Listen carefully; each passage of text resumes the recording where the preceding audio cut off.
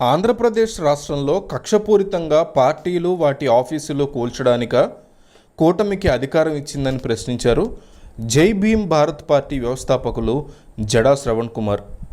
అలాగే Telugu Desam party central కార్యాలయానికి permission ఉందా, ఏపీలో టీడీపీ పార్టీ కార్యాలయాలకి పర్మిషన్ ఉంటే చూపించండి అని ప్రశ్నించారు.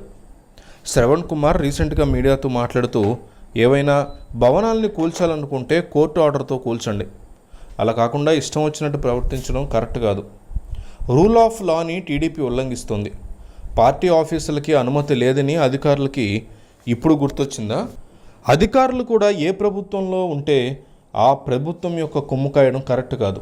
ఇలాంటి చర్యల వల్ల ప్రజల్లో ప్రభుత్వం మీద నమ్మకం పోతుంది. అప్పట్లో నారాయణ కాలేజీలను ముయించారని ఇప్పుడు మంత్రి అవగానే వైఎస్ఆర్సీపీ కార్యాలయాలు పడగొడతారా? కోర్టు ఆర్డర్ ప్రకారం బిల్డింగ్ను కూల్చేయాలి అంటే సూర్యోదయం తర్వాత లేదా సూర్యాస్తమయం లోపు ఇలా చేయాలి. శని ఆదివారాల్లో బిల్డింగ్స్ పడగొట్టకూడదు. అయినా కోర్టు ఆర్డర్ ఉండగా ఎలా కూల్చేస్తారు? టీడీపీ సెంట్రల్ కార్యాలయానికి పర్మిషన్ ఉందా? టీడీపీ పార్టీ కార్యాలయానికి పర్మిషన్ ఉంటే చూపించండి.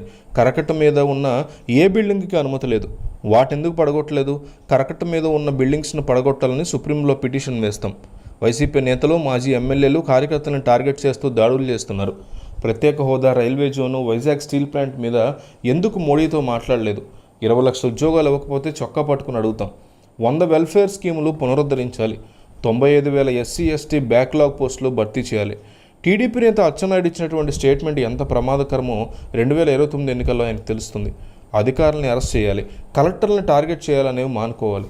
వైసీపీ కార్యకర్తల మీద దాడి చేయాలి, తరిమేయాలనుకుంటే కుదరదు. ప్రజలు చూస్తూ ఊరుకోరు. ప్రజల ఆలోచనలకు విలువ ఇవ్వాలి. ఏదైనా చేస్తామంటే మేము చూస్తూ ఊరుకోం. ప్రజాస్వామ్యంలో ప్రతిపక్షం చాలా ఇంపార్టెంట్.